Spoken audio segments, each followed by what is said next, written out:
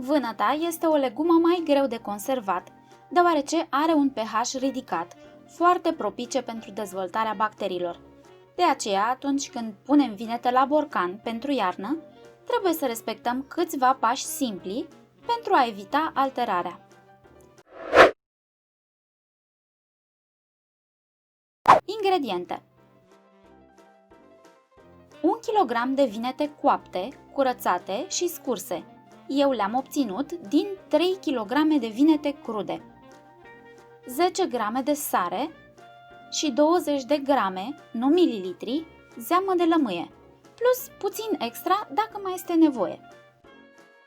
Coaceți vinetele cu o zi înainte. Am explicat detaliat cum se procedează la rețeta de salată de vinete, cât și la rețeta de salată de vinete aperitiv, care este foarte bună și pe care vi-o recomand cu căldură. Am să vă pun link pentru amândouă la sfârșitul videoclipului. Primul pas pentru o bună conservare este să lăsați vinetele la scurs într-o strecurătoare minim 12 ore, la frigider.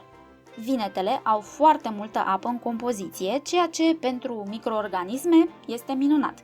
Dacă au mai puțină apă la dispoziție, atunci va fi mai greu pentru ele să se dezvolte. Tocați puțin vinetele, nu foarte mult, 30 de secunde. Este necesar să facem asta pentru a înlesni acțiunea următoarelor ingrediente.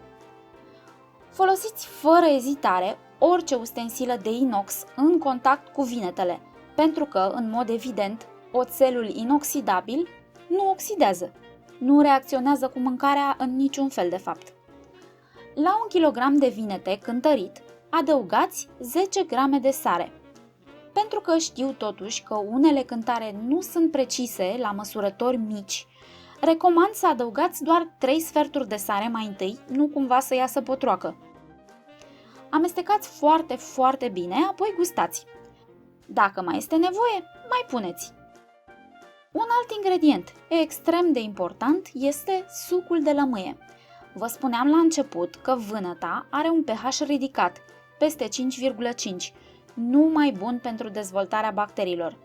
De aceea, cel mai important pas este să îi micșorăm pH-ul sub 4,6 cu ceva acid. Strecurăm sucul de pulpă printr-o sită deasă, apoi adăugăm 20 de grame cântărite vinetelor tocate.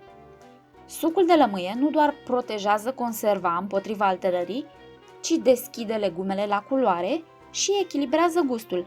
Eu îl folosesc oricum în salata de vinete de fiecare dată și vi le recomand și vouă. Gustați din nou și dacă mai puteți tolera, mai adăugați 1-2 lingurițe de zeamă în plus. Vinetele vor încăpea perfect în 3 borcane de 370 de ml. Nu folosiți borcane prea mari. Nu este nevoie să le sterilizați înainte. Nu turnați ulei deasupra vinetelor.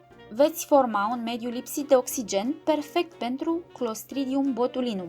Este o bacterie care produce cea mai puternică toxină cunoscută până în ziua de astăzi, toxina botulinică. Se întâmplă destul de rar ca o astfel de bacterie să se dezvolte în conserve, dar poate fi fatală.